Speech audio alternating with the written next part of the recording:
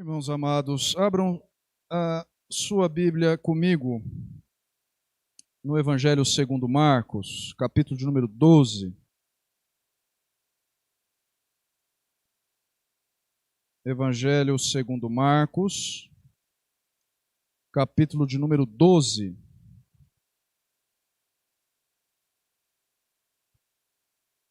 A passagem a ser exposta nesta noite se estende do verso de número 18 a 27. O Evangelho segundo Marcos, capítulo de número 12, versos 18 a 27. Nós hoje daremos continuidade à série de exposições neste livro e nos encontramos exatamente aqui.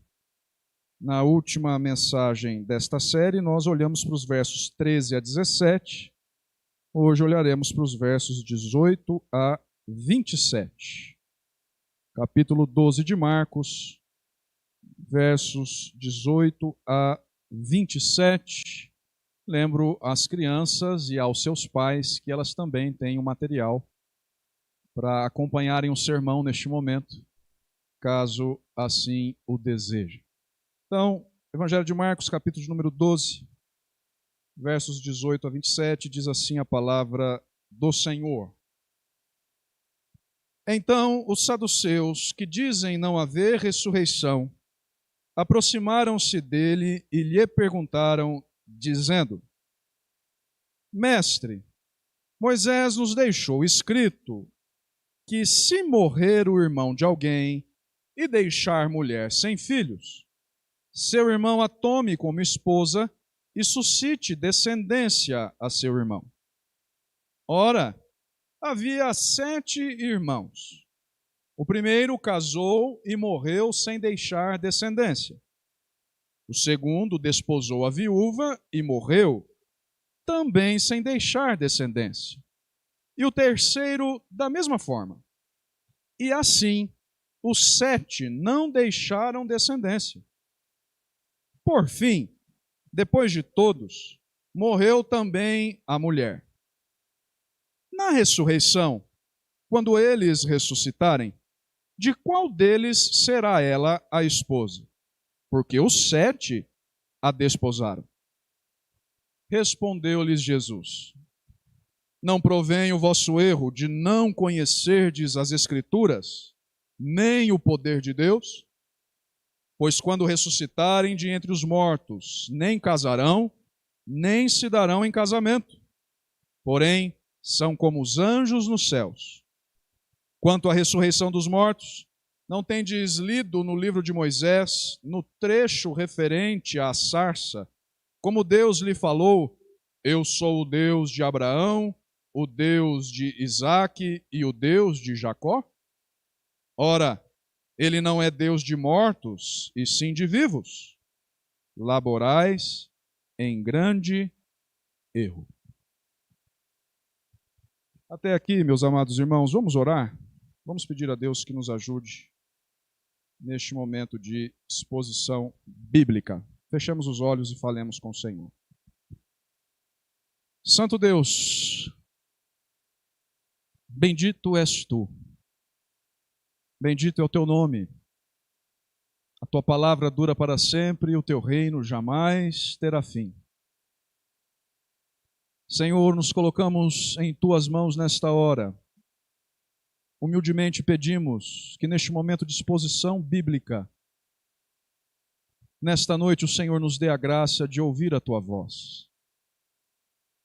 Senhor, em nome de Jesus, fala conosco nesta hora. Que o teu Santo Espírito, o mesmo que inspirou este nosso irmão do passado, que escreveu, registrou esta narrativa, nos ilumine agora, para que entendamos tudo aquilo que o Senhor tem a nos ensinar nesta noite através dela. Assim nós te pedimos, Senhor, fala conosco, em nome de Jesus, o teu Filho, nosso Salvador. Amém. Irmãos, se existe uma pergunta capaz de inquietar o ser humano, seja qual for a sua origem, seja qual for a sua cultura, essa pergunta é a seguinte: o que acontece depois da morte?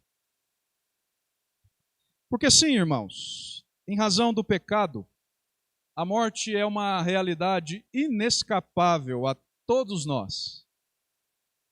Seja qual for a classe social, a etnia, a cor da pele, a religião ou qualquer outro marcador, todos nós, sem exceção, estamos morrendo aos poucos. Todos nós, irmãos, sentimos na própria carne os efeitos desastrosos do pecado.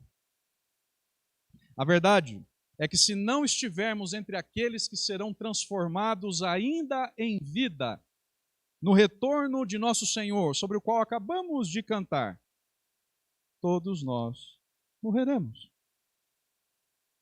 E é exatamente por isso, irmãos, por ter ciência dessa triste realidade, que o ser humano está a se perguntar desde sempre: mas e então?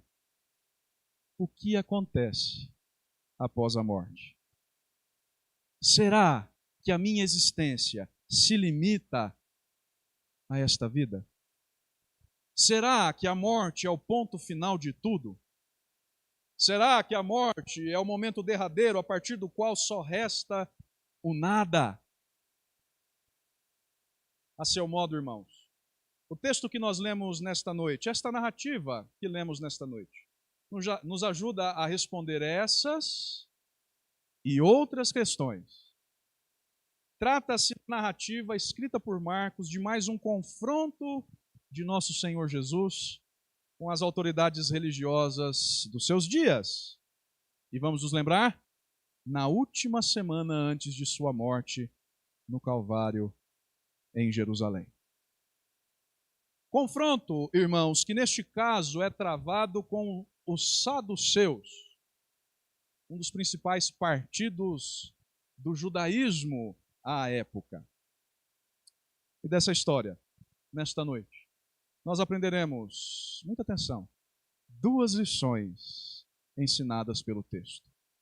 Duas verdades que serão enfatizadas a partir da exposição da passagem, verso a verso. Por isso, mantenha a sua Bíblia aberta para que acompanhemos juntos. Lições a partir das quais extrairemos algumas aplicações práticas para a nossa vida hoje. E a primeira dessas lições, irmãos, a primeira verdade a ser apresentada pelo texto hoje, a ser ensinada a todos nós nesta noite é a seguinte: como ensinam as Escrituras, a morte não é o nosso ponto final. Primeira lição desta noite: como ensinam as Escrituras, a morte não é o nosso ponto final. Vamos aprender isso olhando inicialmente, mais uma vez, para os versos 18 a 25 da nossa passagem. Apenas para esses versos, por favor. Pegue sua Bíblia mais uma vez comigo. Volte os olhos mais uma vez para o texto comigo, apenas para este trecho, versos 18 a 25, para que nós vejamos como o texto nos ensina essa primeira lição. Assim escreve Marcos.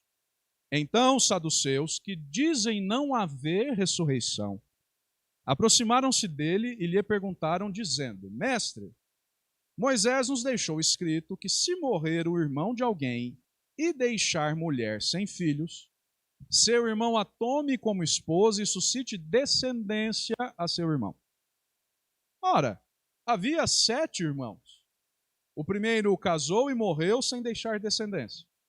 O segundo desposou a viúva e morreu, também sem deixar descendência. E o terceiro, da mesma forma. E assim, os 7 não deixaram descendência. Por fim, depois de todos, morreu também a mulher. Na ressurreição, quando eles ressuscitarem, de qual deles será ela a esposa? Porque os 7 a desposaram. Respondeu-lhe Jesus: não provém o vosso erro de não conhecerdes as Escrituras, nem o poder de Deus? Pois quando ressuscitarem de entre os mortos, nem casarão, nem se darão em casamento, porém são como os anjos no céu. O que temos de início aqui, amados irmãos? No verso de número 18, Marcos, com a sucintez que lhe é característica, conta agora sobre um segundo embate de Jesus. Nós já vimos o primeiro, versos 13 a 17, na nossa última mensagem. O primeiro embate foi travado com fariseus e herodianos, a passagem anterior a esta. Mas agora, versos 18 a 27, um outro grupo tenta apanhar Jesus em contradição. Quem são esses? São os saduceus. Os saduceus, irmãos, como eu adiantei na introdução, constituíam um dos principais partidos religiosos do judaísmo nos dias de Jesus. Agora vejam, o que a história nos conta? Conta que a seita dos saduceus era minoritária, é verdade, mas bastante influente. Era a seita, a facção judaica religiosa dos dias de Nosso Senhor, mais poderosa e influente. Para que os irmãos tenham uma ideia, os saduceus controlavam o sacerdócio. Os saduceus tinham bastante dinheiro. Os saduceus tinham fácil acesso às autoridades romanas. Em resumo, eram bastante poderosos, eram bastante interessados pelo poder, eram bastante, muito, demasiadamente influentes. Como nós sabemos, eis aqui, portanto, uma das seitas dos dias de Jesus mais conhecidas. E eu digo mais conhecidas porque nós temos mais familiaridade, talvez, em nossas leituras bíblicas, com a outra das seitas muito conhecidas, a dos fariseus. Mas do embate com os fariseus, Marcos já nos contou antes. Mas a despeito disso, irmãos, a despeito das duas serem das principais seitas religiosas da época, a dos fariseus e a dos saduceus, o fato é que eles tinham entre si muitas diferenças. Bastantes diferenças. Sobretudo em relação às crenças e em relação à sua visão de mundo. Os fariseus, por exemplo, irmãos, davam bastante ênfase à soberania de Deus. Já os saduceus, por outro lado, bastante ênfase a um suposto livre-arbítrio do ser humano. Os fariseus acreditavam em anjos e demônios. Já os saduceus, não. Fariseus aceitavam como escritura, como revelação de Deus, e apenas para me fazer compreensível aos irmãos, todo o nosso Antigo Testamento, além das suas próprias tradições orais. Já os saduceus aceitavam apenas a Torá como palavra de Deus, ou seja, os 5 primeiros livros do nosso Antigo Testamento. Apenas esses. Eles rejeitavam todo o resto. Vejam, as diferenças de crença entre os dois partidos eram muitas. E Marcos, no verso 18, apresenta a todos nós mais uma delas. Ele diz no verso 18 que os saduceus eram aqueles que não acreditavam na ressurreição. Diziam não haver ressurreição. Exatamente isso, irmãos. Eles não acreditavam na ressurreição do corpo. A crença dos saduceus era de que a alma morria junto com o corpo, não havendo nada reservado para o futuro, nem recompensas, nem punições. Agora vejam o que Marcos está nos contando. Prestem atenção ao texto. É justamente essa crença particular dos saduceus, a de que, segundo eles, a ressurreição não existia, era uma fantasia, que dá a tônica da armadilha com a qual eles querem apanhar Jesus. Viram isso no texto, irmãos? Prestaram atenção à leitura? Por que eu digo isso? Porque eles, em certo momento da última semana de Jesus em Jerusalém, chegam até o mestre e querem desacreditá-lo, propondo um dilema que envolve esse assunto da ressurreição. Propondo um dilema que diz respeito à ressurreição, a qual eles julgavam pura fantasia. Então vejam que com toda a bajulação, diz Marcos, porque eles chegam a Jesus o chamando de mestre, A semelhança dos fariseus e dos herodianos na passagem anterior, eles propõem um dilema. Em primeiro lugar, recorrem à lei de Moisés. Mestre, Moisés nos deixou escrito que se um homem morrer e deixar a sua mulher sem filhos, o irmão desse homem deve se casar com a viúva e gerar descendentes para o falecido. Pois então, mestre, havia 7 irmãos. O primeiro se casou e morreu sem deixar filhos. O segundo, a mesma coisa. O terceiro, a mesma coisa. E assim sucessivamente, até o 7º. Todos se casaram, mestre, com a mulher. Ninguém deixou descendência. Até o dia, mestre, em que a mulher também morreu. Então nós te perguntamos, mestre, na ressurreição, quando todos ressuscitarem, de quem a mulher será esposa? Porque os 7 em vida se casaram com ela. Percebam, irmãos, a armadilha ardilosa dos saduceus. Entrem juntamente comigo na argumentação sorrateira desses homens. Observem, em primeiro lugar, que eles dão toda a roupagem de piedade e de legalidade à sua armadilha. Eles recorrem à lei de Moisés. Mais especificamente, irmãos, a lei do levirato. Levirato. Deuteronômio 25, os irmãos não precisam abrir. Mas naquele texto, em Deuteronômio 25, de fato, nós encontramos a estipulação desse tipo de prática entre irmãos de sangue.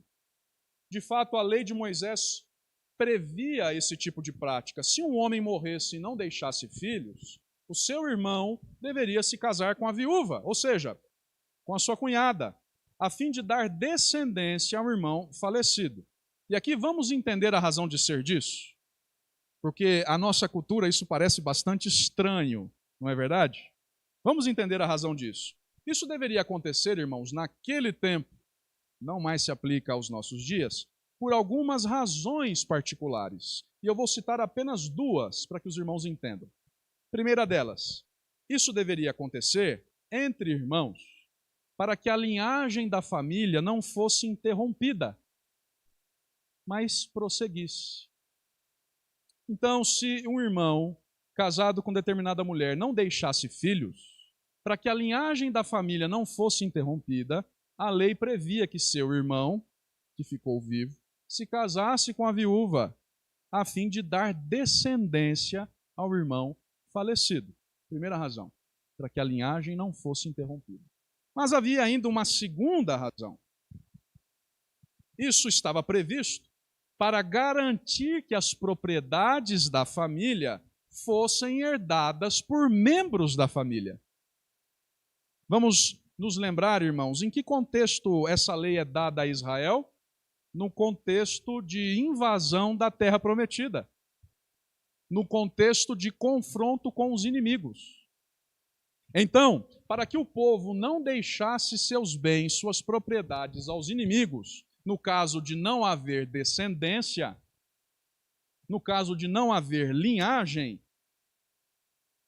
a lei de Moisés previa que o irmão se casasse com a mulher de seu irmão falecido. Então notem, a ação dos saduceus é ardilosa, é sorrateira, eles recorrem à lei de Moisés, pela qual Jesus tinha todo o apreço para tentar pegá-lo em contradição. Mas vejam, o problema não está somente nisso. Ocorre que esses saduceus não estão realmente interessados na resposta de Jesus. Não estão realmente interessados sobre quem seria o marido daquela suposta mulher na ressurreição, como se de fato eles crescem na ressurreição. Na verdade, irmãos, eles estão tentando desacreditar Jesus, argumentando que a crença na ressurreição era totalmente ilógica, totalmente absurda. Compreendem, irmãos, o que eu estou dizendo? A intenção dos saduceus era, através desse dilema, mostrar que essa ideia de ressurreição dos mortos era totalmente sem sentido, totalmente fantasiosa. Porque se isso de fato existisse, como esse dilema seria resolvido? De quem essa mulher seria na ressurreição dos mortos? Esposa. Prestem atenção. Jesus estava dizendo que haveria de ressuscitar. Jesus já havia dito aos seus discípulos que entregaria sua vida para reavê-la depois. Então, se os saduceus conseguissem desacreditar a ideia de ressurreição, automaticamente estariam desacreditando aquele que dizia que ressuscitaria. Mas é claro, irmãos, Jesus não se deixaria enredar pela artimanha daqueles homens. Assim como ele não se deixou enredar pela artimanha dos fariseus e herodianos na passagem anterior, ele não se deixaria apanhar agora. Qual é a resposta que Jesus dá? Nós a lemos a partir do verso 24. Não provém o vosso erro de não conhecerdes as Escrituras, nem o poder de Deus, pois quando ressuscitarem de entre os mortos, nem casarão, nem se darão em casamento, porém são como os anjos nos céus. Percebam, irmãos, os saduceus poderiam julgar que com a sua artimanha colocariam Jesus contra a parede, mas o que acontece? Na verdade, eles é que são confrontados pela resposta do Senhor. Com a sua autoridade divina, Jesus logo os confronta. O erro de vocês procede de não conhecerem as Escrituras. O erro de vocês está em não conhecer a palavra de Deus, nem o seu poder. Ou seja, se vocês, saduceus, realmente conhecessem a palavra e o poder de Deus, jamais vocês negariam a ressurreição. Se realmente conhecessem a Escritura e o poder de Deus nela descrito, jamais negariam que Deus é sim capaz de dar vida àquilo que está morto. O erro de vocês provém da ignorância de vocês. Ignorância em relação à Escritura, que dizem tanto valorizar, ignorância em relação ao poder de Deus, que dizem tanto representar. Então Jesus explica, não é? Porque eles estão errados. Porque na ressurreição, os seres humanos não se casarão, nem se darão em casamento. Porém, são como os anjos nos céus. Em outras palavras, o que Jesus está dizendo aqui, irmãos? A ressurreição existe sim. E nela, uma nova forma de existência é proporcionada por Deus. Ocorre que na ressurreição, como o apóstolo Paulo escreve aos Coríntios, capítulo 15, nós fizemos uma leitura de um trecho daquele capítulo na nossa liturgia.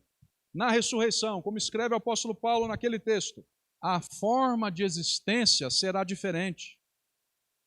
As pessoas não terão o mesmo corpo que têm hoje, pelo menos não em seu aspecto, mas seus corpos serão transformados. As pessoas não terão a mesma vida que têm hoje, a mesma vida física. Não se darão em casamento, a realidade será nova.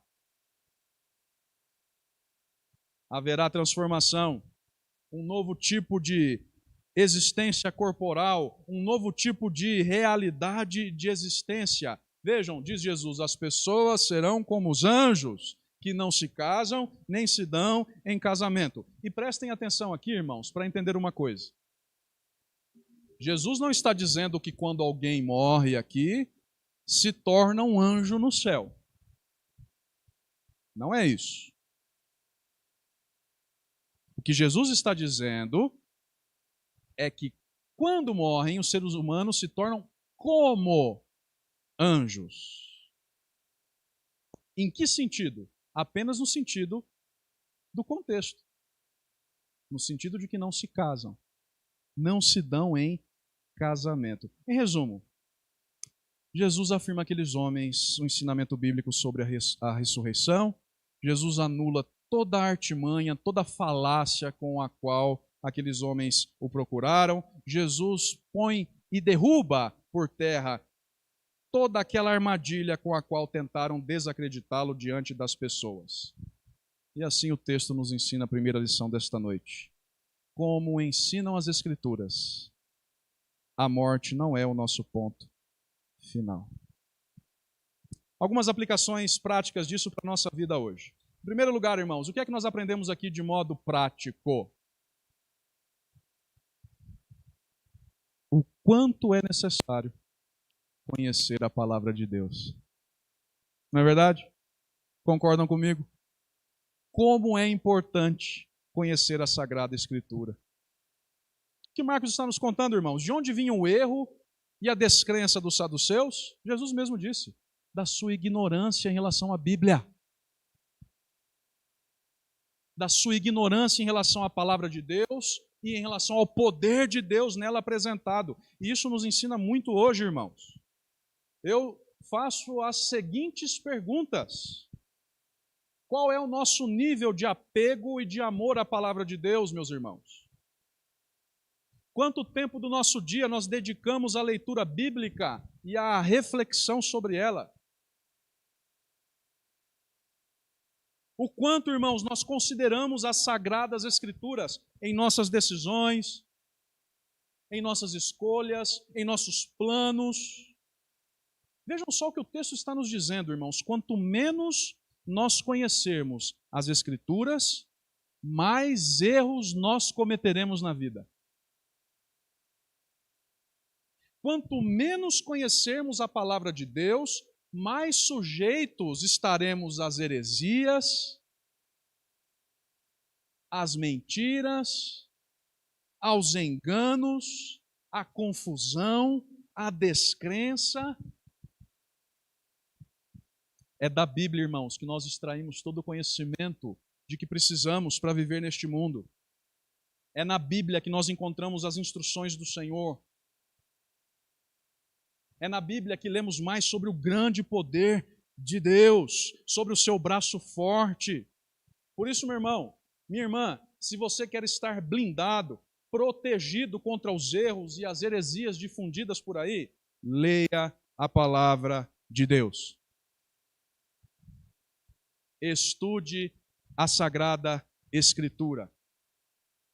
Se você quer conforto, direção, orientação, leia a palavra de Deus. Estude a palavra de Deus. Vejam como isso é prático para nós, irmãos. Eu vou além. Outras perguntas para que nós reflitamos juntos. Qual tem sido a nossa frequência à escola dominical? Que é dedicada especialmente para estudar a palavra de Deus. Qual tem sido a nossa frequência aos estudos bíblicos semanais que temos aqui na igreja? Todas as quartas-feiras. 1 hora do nosso dia, irmãos, em que reservamos para estudar a palavra de Deus. Se você tem condições de vir, por que não vem? Quanto menos conhecermos as Escrituras, mais sujeitos aos erros, ao engano, às decisões erradas, às cabeçadas que damos na vida, nós estaremos. Primeira aplicação disso aqui, mas ainda há uma segunda. Segunda aplicação da primeira lição desta noite.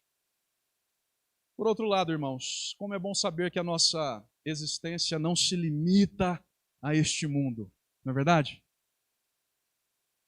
Como é bom saber, irmãos, que a nossa esperança não se limita a esta vida na terra, a esta existência terrena, porque é o que Jesus confirma aqui.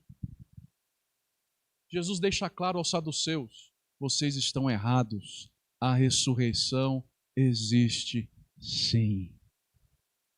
Vocês estão errados, a existência humana não se limita a este mundo. Vocês estão errados, não conhecem o poder de Deus, que traz sim da morte à vida. Vocês estão errados. Todos hão de ressuscitar no último dia. E diz a Escritura, inclusive os ímpios.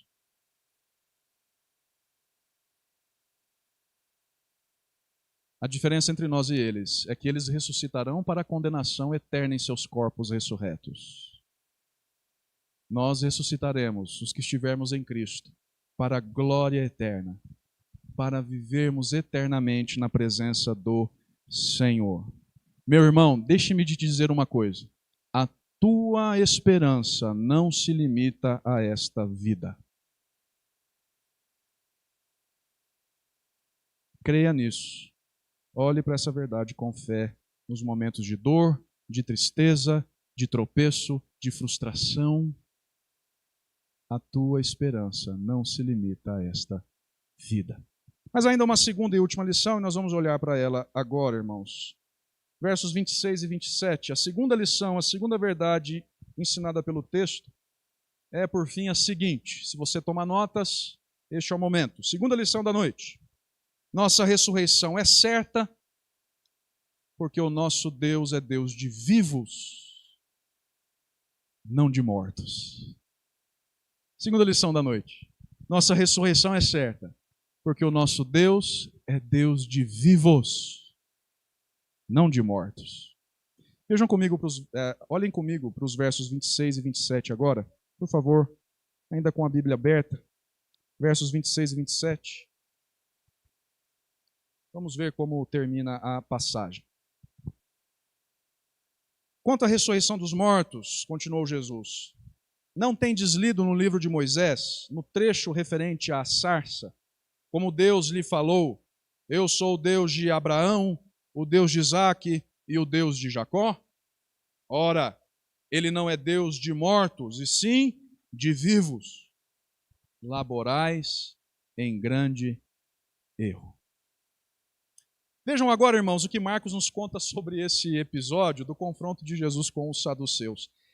Depois de afirmar que a ressurreição existe sim, depois de afirmar a ignorância daqueles homens em relação à Escritura e em relação ao poder de Deus, o nosso Senhor Jesus recorre, vejam só, a uma passagem do livro de Êxodo, que narra a forma como Deus se revelou a Moisés no seu chamado. Nós fizemos a leitura desse texto na nossa liturgia. Estão lembrados? Êxodo, capítulo de número 3. Agora, vejam, irmãos, vamos olhar com atenção para o que o texto está nos dizendo, porque isso aqui é totalmente significativo. Por que Jesus não citou qualquer outra passagem do Antigo Testamento? Jesus poderia ter citado o livro do profeta Daniel, capítulo 12, verso 2, que claramente fala da ressurreição dos mortos. Mas ele não fez isso. Jesus poderia ter citado o Salmo 16, verso 10, que também é um texto que aponta claramente para a ressurreição. Não permitirás que o teu santo veja a corrupção. Mas Jesus não citou o livro dos Salmos. Por que Jesus cita uma passagem do livro de Êxodo? Por que Jesus cita uma passagem do Pentateuco, irmãos? Agora, nós precisamos nos lembrar do que eu disse no primeiro ponto. Porque os saduceus só acreditavam no Pentateuco. Porque os saduceus só recebiam como palavra de Deus os 5 primeiros livros da Bíblia. Então, para que Jesus recorra aos 5 primeiros livros da Bíblia, aqueles que os saduceus aceitavam como palavra de Deus, ou seja, para que Jesus deixe claro de que a ressurreição é sim doutrina bíblica, ele recorre ao livro de Êxodo. É como se Jesus dissesse àqueles homens, bem, não é na Torá que vocês dizem acreditar com todo rigor? Então vamos à Torá. Vamos ao livro de Êxodo. Vamos à passagem do chamado de Moisés, aquele que para vocês é o profeta superior. Vocês nunca leram no livro de Moisés como Deus o chamou? Nunca leram o trecho referente ao chamado de Moisés diante da sarça ardente? Não leram as palavras que Deus lhe dirigiu, dizendo, eu sou o Deus de Abraão, o Deus de Isaque e o Deus de Jacó, Jesus está citando, irmãos, o texto que lemos mais cedo, Êxodo, 3º capítulo, verso de número 6. Ora, continua o mestre, ele não é Deus de mortos, e sim de vivos. Vocês estão completamente enganados. E aí, para que já caminhemos para o final, vamos entender o significado disso? Por que Jesus está citando esta passagem, dizendo que dela nós podemos concluir que Deus não é Deus de mortos e sim de vivos? O sentido aqui, meus irmãos, é basicamente o seguinte: Abraão, Isaque e Jacó, os patriarcas cujas histórias nós lemos no livro de Gênesis, já haviam morrido há muito tempo quando Deus chamou Moisés na sarça ardente. No entanto, notem, a relação pactual de Deus com esses patriarcas continuava viva nos dias de Moisés, a ponto do Senhor se apresentar como Deus deles, de Abraão, de Isaque e de Jacó. Sim, é verdade, eles já estavam mortos nos dias de Moisés, mas como Deus deseja ser conhecido como Deus deles, certamente já estava prevista a ressurreição deles no futuro. Entendem? Compreendem o sentido? Ao se apresentar como Deus de Abraão, Isaque e de Jacó, o Senhor dá a certeza de que eles, Abraão, Isaque e Jacó, não permanecerão mortos e desaparecidos para sempre. Pensem comigo, irmãos, Deus não se comprometeria, mediante aliança, com pessoas mortas, a menos que planejasse a ressurreição delas no futuro. Então é isso que há de acontecer.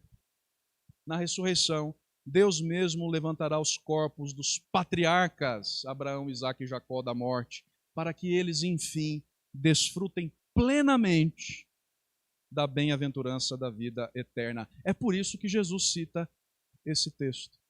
Mais uma vez ele está dizendo aos saduceus, a ressurreição é sim certa. Não há como negá-la. Pelo poder de Deus, ela é sim perfeitamente possível. Vocês incorrem em grande erro quando a negam. Quando dizem não acreditar nela. Jesus ensina acerca da ressurreição. Agora, irmãos, Jesus não apenas ensina acerca da ressurreição.